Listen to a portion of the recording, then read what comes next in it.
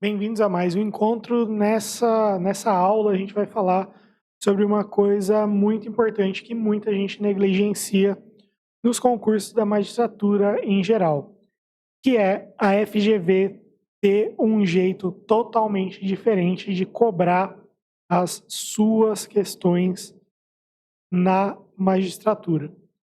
Então, basicamente é o seguinte: a gente tem 5 horas para 100 questões nos concursos da magistratura e a gente tem 5 horas para 80 questões, mínimo de 50 questões, né?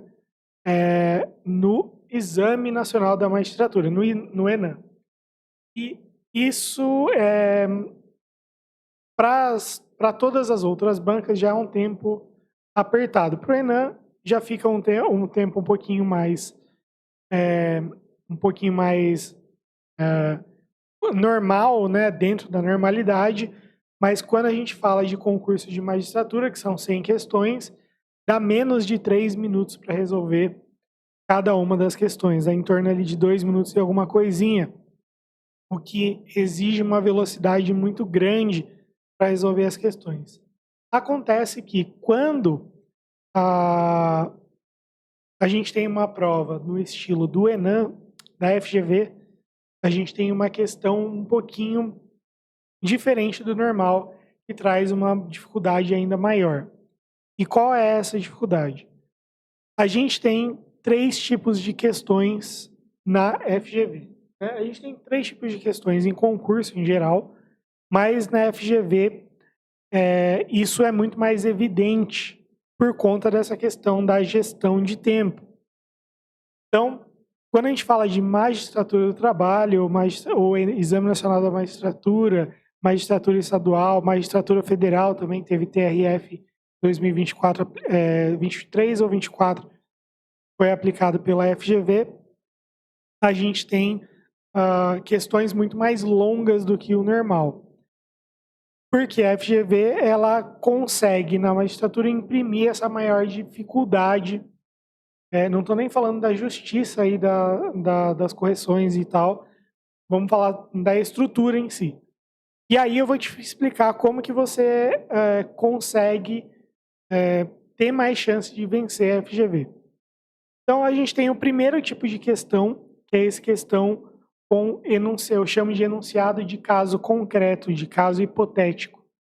Então um senador da República pretende realizar a expansão da Seguridade Social. Em janeiro de 2024, protocolou lá um projeto de lei ordinária para a criação de uma nova contribuição de Seguridade Social, prevendo que produziria efeitos depois de 30 dias.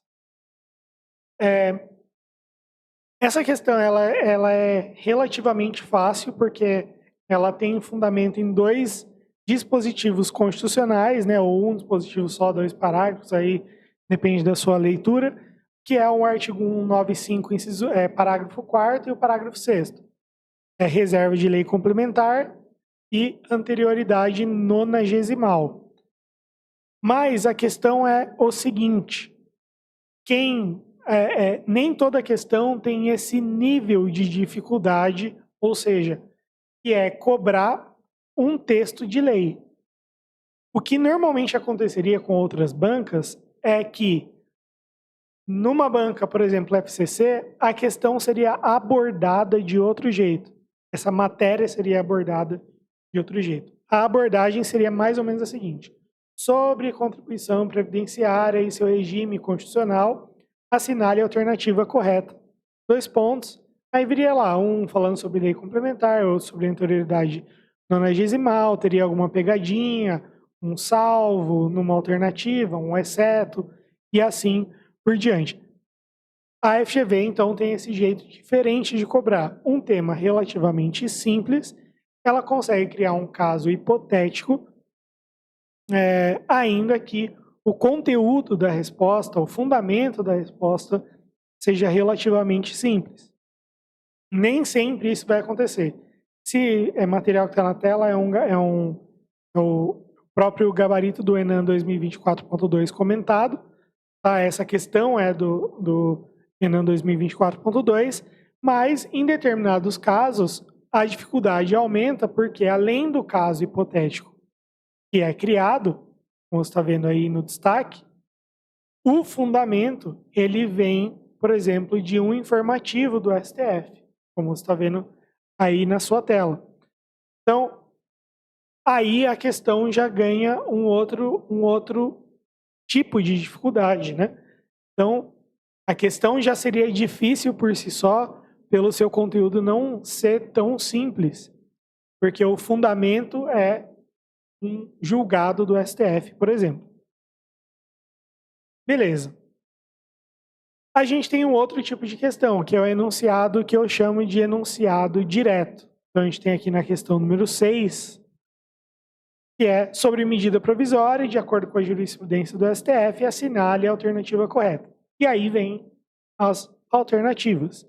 Então, esse é o jeito mais clássico, é o jeito mais FCC, é um jeito mais comum de cobrar os temas dentro de uma prova de magistratura. E o quarto tipo é um tipo que também é muito simples, que também é muito usual e muito mais clássico, que é o enunciado com assertivas. Então, sobre o tema tal,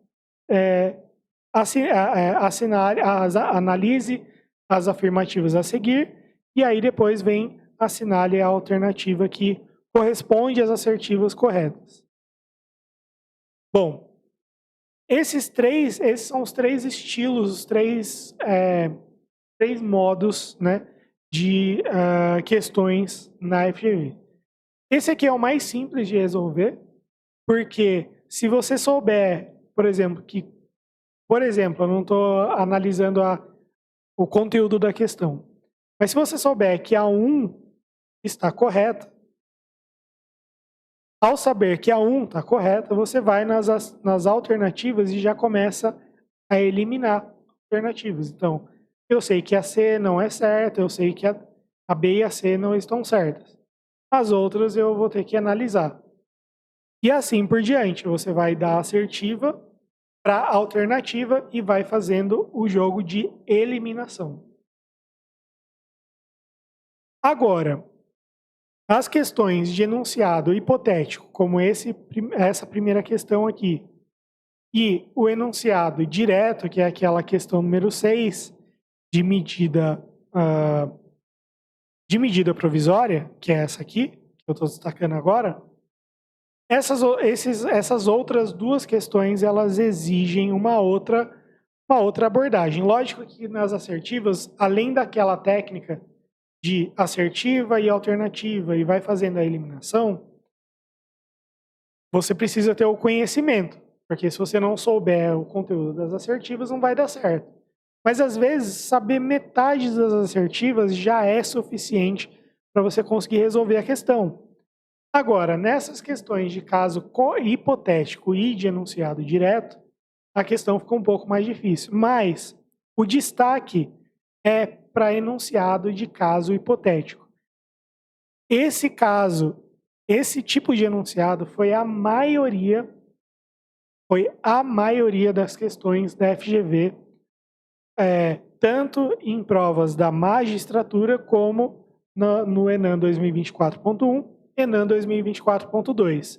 Para você ter uma noção, o 2024.1 teve mais da metade das questões de enunciado de caso hipotético, sendo que a maioria foi de conteúdo de lei, 65% foi conteúdo de lei seca. Ou seja, a dificuldade que foi imposta para o candidato não foi uma dificuldade do fundamento da questão.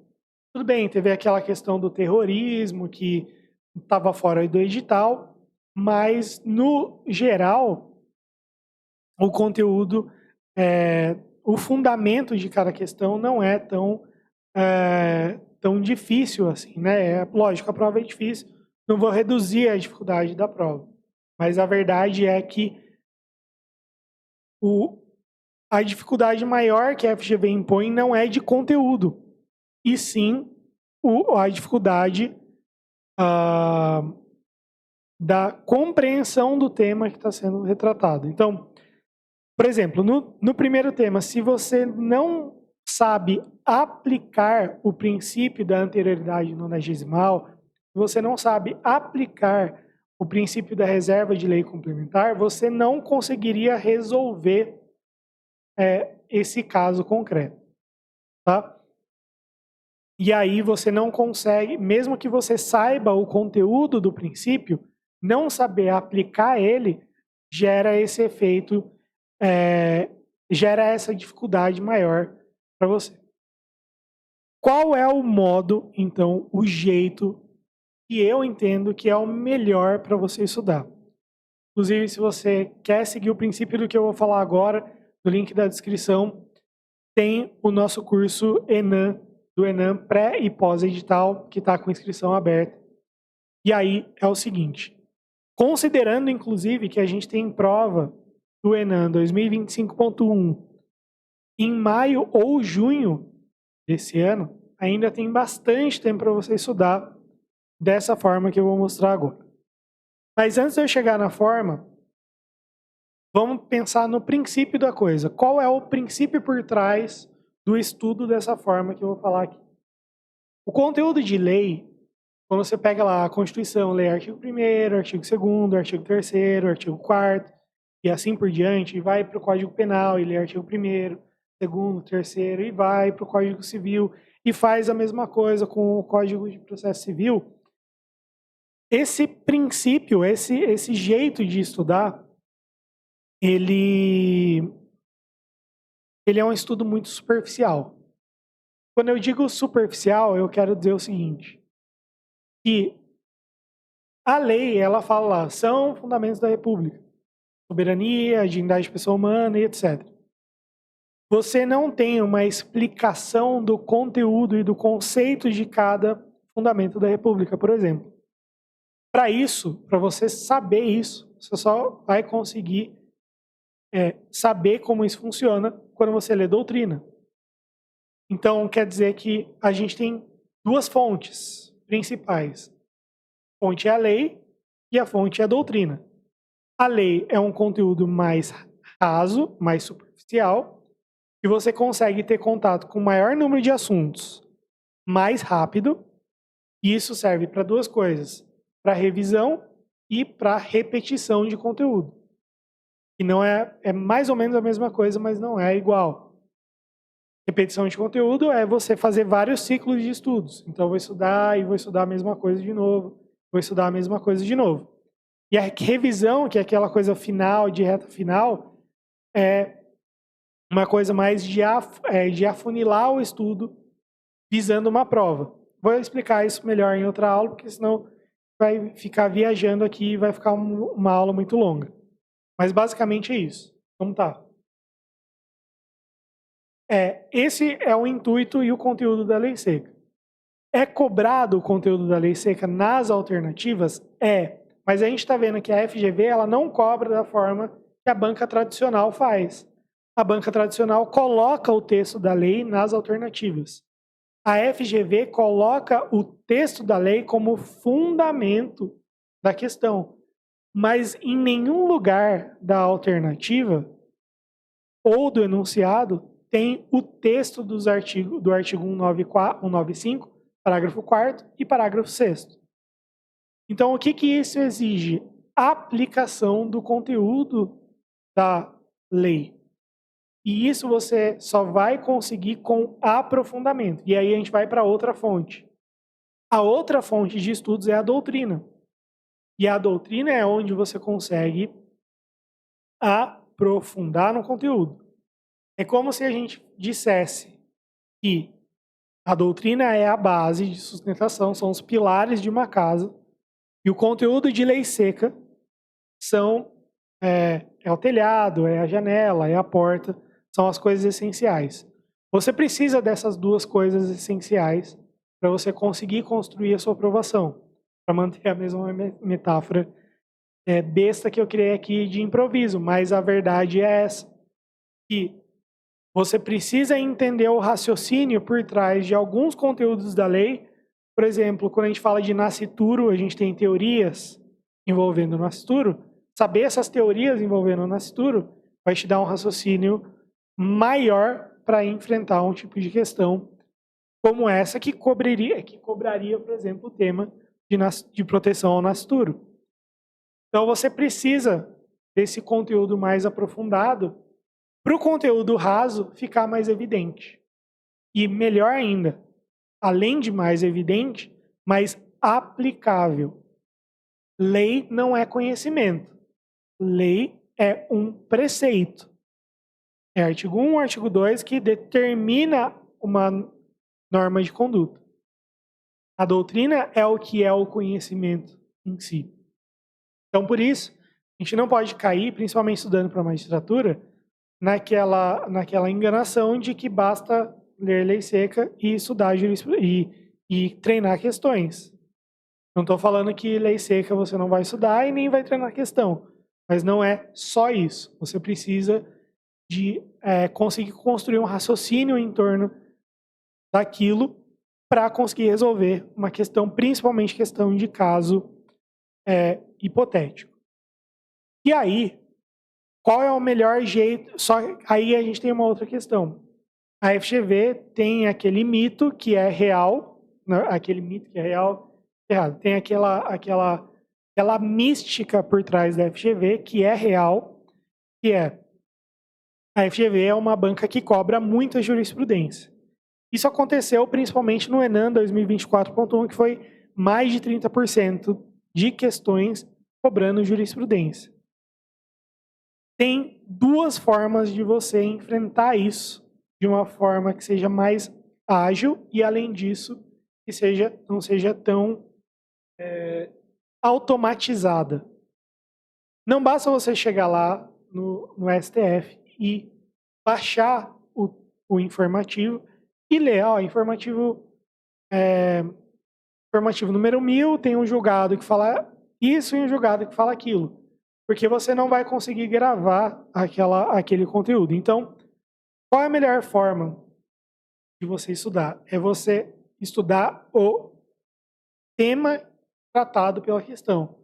E, por exemplo, a gente teve recentemente julgado o tema 1, 2, 3, 4, que foi objeto de informativo, que é tema de saúde. Você vai estudar o tema de saúde na sua doutrina, ou se você já sabe o conteúdo, né, já domina aquele conteúdo, você vai anotar ali junto com o seu informativo para você ter um estudo mais não tão automatizado. E ler apenas o conteúdo informativo não é suficiente. O ideal também é que você organize os julgados por matéria. Então, vai lá, tem um julgado, direito administrativo, isso está dentro do nosso curso, por exemplo, direito administrativo, informativo 748, e aí com o tempo a gente vai fornecer para os nossos alunos julgados do STJ de direito administrativo separados por assunto. Então, esse primeiro tema é de concurso público, então ele vai para o tema de concurso público. Esse segundo tema, ele vai falar de concessão de serviços públicos, então a gente vai separar em concessão de serviços públicos. Aqui é nome, então direitos da personalidade, e assim por diante, tá? Em direito civil, né? O terceiro tema. Está aparecendo aí o cursor aí para vocês. Então, e como que se estuda, então? O melhor jeito é como se fosse dessa forma, como se fosse um informativo comentado. Tem lá o dizer e direito, tem aqui o curso, mais ou menos a mesma ideia. Que é você ter uma contextualização do tema do julgado para você conseguir se inteirar do assunto e entender melhor o raciocínio da ementa, o raciocínio daquele conteúdo resumido do julgado que está lá no informativo. Mesma coisa para informativos do STF. Tá? O julgado com a ementa e os comentários informando qual é o conteúdo. Isso aqui vai tratar sobre streaming, né? As questões lá de limitação ali de ofertas de streaming. Beleza. Esse jeito de estudar a jurisprudência vai tornar o seu estudo muito mais ativo, muito mais condizente com a ideia de raciocínio em torno de um julgado que vai ser o que a FGV vai cobrar. Então, por exemplo, se a gente tem a ADI 5818, ler o conteúdo da ementa e ler os comentários, vai te dar uma maior compreensão do que o STF fundamentou para trazer aquele julgado, para aí sim você levar para sua prova, não tentar gravar o conteúdo do julgado, porque isso é muito difícil de fazer, mas sim entender o raciocínio. E aí, a gente já vem comentando informativos do STF, do STJ e do TST há algum tempo, o raciocínio ele se repete muitas vezes. E quando você consegue entender o raciocínio que o STF adota, por exemplo, em casos de competência, que cai muito em informativo e cai muito no FGV também, que aparece muito no informativo, que é a questão de competência legislativa, competência material dos entes federativos. Esse raciocínio ele acaba se tornando o principal fundamento, principal substrato, a ferramenta principal para você enfrentar ali as questões na FGV. Doutrina, qual vai ser a importância da doutrina? Que você traga dentro da doutrina um conteúdo mais aprofundado para que, novamente, repetindo aqui, você consiga estudar a lei seca de uma forma mais sabendo melhor o conteúdo, o raciocínio por trás, o princípio que tem ali por trás daquele dispositivo constitucional, por exemplo. Mas o melhor jeito também de estudar a lei seca não é só ter a lei seca sozinha, mas a lei seca junto com a jurisprudência.